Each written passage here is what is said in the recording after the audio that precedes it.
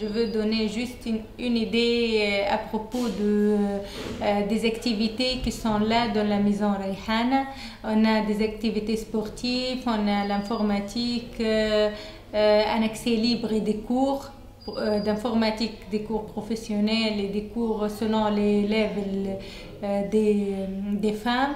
Il y a les formations en couture, les langues, anglais, français, tout ça.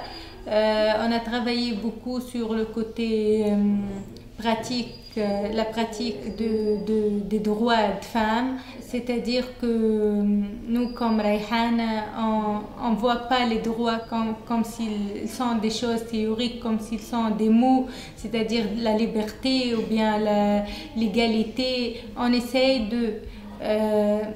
avec les femmes de leur montrer que les droits, ce sont des choses à pratiquer à travers le sport, le bien-être collectif, l'égalité entre les femmes, le mouvement du corps qui fait la liberté, qui libère la femme de l'esprit de la femme de son corps et tout ça à travers la couture c'est pas la couture, c'est les choses d'apprentissage, la couture ou bien peinture ou bien d'autres choses que peut-être un jour la femme l'utilise comme des activités génératrices de revenus et que petit à petit elle devient un peu autonome dans sa famille. Pour Rayhana, notre approche c'est que la femme, les droits sont des déductions à déduire, ce sont des résultats. La femme, enfin, elle trouve les droits comme s'ils sont des résultats, c'est pas des choses à enseigner ou bien à dire. Les activités de Rayhana les services étaient en réponse à des besoins qu'on a trouvés, des besoins que nous on a sentis et aussi les femmes que les femmes ont exprimé. Même la naissance de Rayhana elle-même, la naissance de l'association Rayhana elle-même était un besoin très urgent pour nous. Nous, on a voulu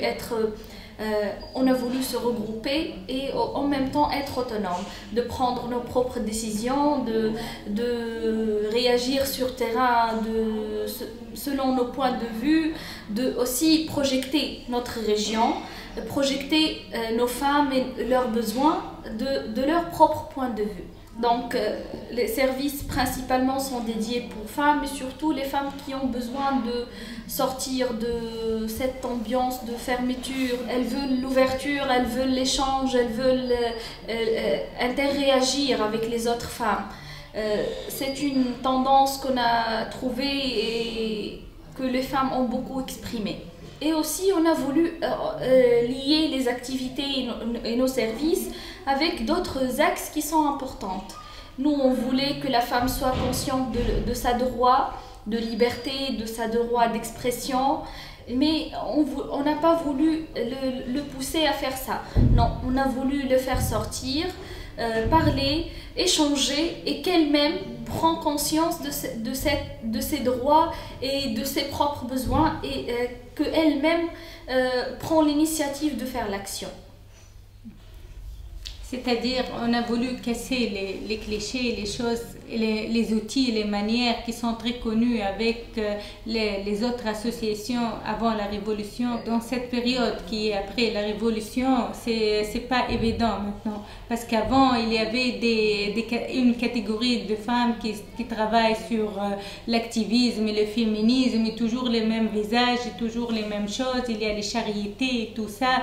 Mais après la Révolution, il n'y a pas ces choses-là. Il y a tout un esprit conservatrice qui endommage tout, qui même change les mentalités, qui enferme la femme dans sa maison. C'est pas évident qu'il y a une femme qui est enfermée dans sa maison et toi tu dis qu'il y a tu as des droits, tu as des choses comme ça, mais notre défi c'est de sortir cette femme de son prison, de la maison et lui donner son besoin, à partir de son besoin, le sport, les workshops, les ateliers, tout ça. Et lorsqu'elle sort de la maison, elle se trouve dans ce bien-être collective avec toutes les autres femmes, ce sont des choses qui les met différentes. Elle devient plus flexible, elle devient plus compréhensive, elle participe à des activités, même après elle participe à des débats, elle sera comme par des étapes.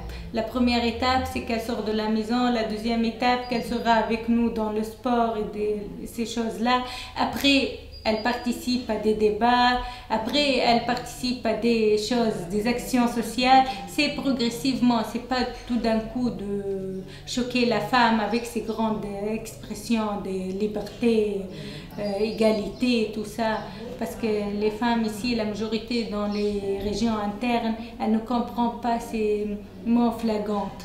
Il faut qu'on soit un peu stratégique avec les femmes pour que la mentalité elle change. C'est pas comme tu as un sac, tu mets des choses, après tu trouves rien. Mais il faut qu'on soit stratégique et on joue sur la mentalité. C'est ça le plus important. Rayhana applique cette stratégie on applique cette stratégie dans toutes nos activités, nos actions, que ce soit lié à les services directs de cette maison ou à l'extérieur. Nous, on a travaillé sur l'écotourisme, aussi toujours de point de vue femme, de cette région. On a essayé d'insérer ce concept d'écotourisme à partir